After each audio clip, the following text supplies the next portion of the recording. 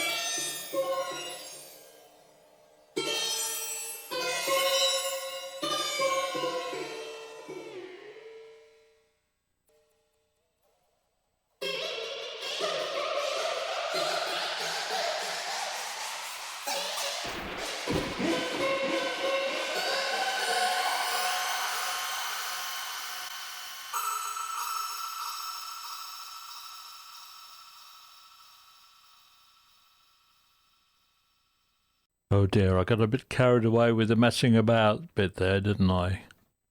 Anyway, maybe you'll get some ideas from that. So here comes a technical bit. I'll give you a quick run through of what the various knobs and stuff do, and for all the details, please read the user guide. So we have 3 delays in the system. There's the optional pre-delay, the main delay, and the post delay. The delay times are set with the delays control, and they provide the delay times for all 3 delays. The exception is the post delay. You can set a ratio over quite a wide range so that your post delay and echoes are at a different rate to everything else, the main delay and the pre-delay. In free mode, we can adjust the delay time with this knob, and that has 2 ranges, one from 100 to 1000 milliseconds and one for 1 millisecond up to 100 milliseconds for those strange fast effects. You can also sync to your DAW by clicking the ratio that you want to the beat. The power button is for the balance of the delay times between the left and right channels, since all the processing internally is in stereo, so this will set a deviation in either direction and it's symmetrical. So this can provide a nice stereo widening effect. The pitch shifter is a very useful and important part of this type of effect, and we can go up in what I found to be useful musical intervals, or we can go continuously between plus and minus 1 octave. The balance, again, it offsets the left and right pitch shift, so you can get a sort of chorusy type effect in stereo. Now, unlike some other systems, you don't have to choose between forward or reverse repeats. You can actually blend between the two, because there's a reverse delay and a forward delay, and you can mix between them as you wish. Now, the reverse delay operates in chunks which are actually based on the base delay time that we set there, and because it operates in chunks, the start and finish of the reverse signal can click. So here we've got windowing, which is from 2 milliseconds rise and fall time up to 200 milliseconds rise and fall time, and at the higher ones it gives a sort of pulsing effect to the reverse echo, and at low times the transition is fairly harsh. Now, the common practice seems to be for the feedback to go into the pitch shifter. However, I've provided a routing path for the feedback signal, so it can either go fully to the shift input or remain local around the DSP for the forward and reverse echoes, and of course you can mix that, which has some interesting effects. So if you turn pre-delay on, you get a pre-delay, which is a delay before the effect comes in, and if you set that to 0, it's simply the delay time that you've set here before you hear the effect. But I've provided a feedback knob for that as well, so that you can repeat the input to the processor. The post delay follows the main effect, and it's pretty simple. You've got a feedback control and a balance control, so you can offset the delay between the left and right channel again. But here the ratio goes down from 0.1 times the base delay up to twice the base delay, so you can get some interesting effects by altering the delay on the post delay. I should mention that the kill button kills the signal in all the delays. So if you've got a long feedback period going and you just want to stop it, then just click on the kill button. We have global damping in the feedback path, so we can gradually reduce the high frequency content, and we can also provide low cut. So as the tail decays, the low frequencies will be reduced. And this is global, so it affects all three delays feedback paths. All the feedback knobs go from 0 up to 130%, and above 100% the label goes red.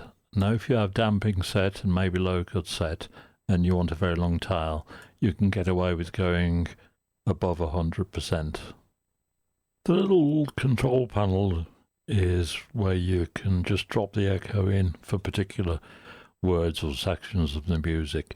If it's on constant, that's disabled. If you press button there, then every time you hold down the echo button, it will send that signal into the system, so you can have your effect on individual words or phrases in the music.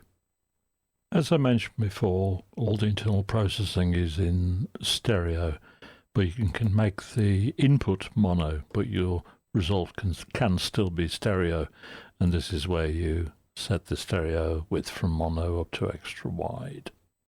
This button doesn't affect any stereo information in the dry signal. This is purely the input to the effects chain.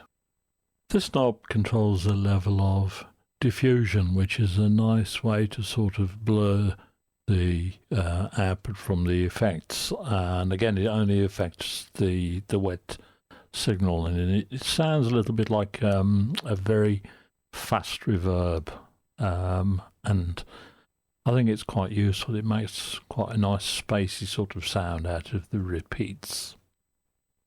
This knob controls the wet signal level only, and this one you can turn the dry signal on and off, so you can just use this as an effect send should you wish to. So that's my Quilcom Timescape, and I hope you can find something creative to do with it. So until the next time, bye!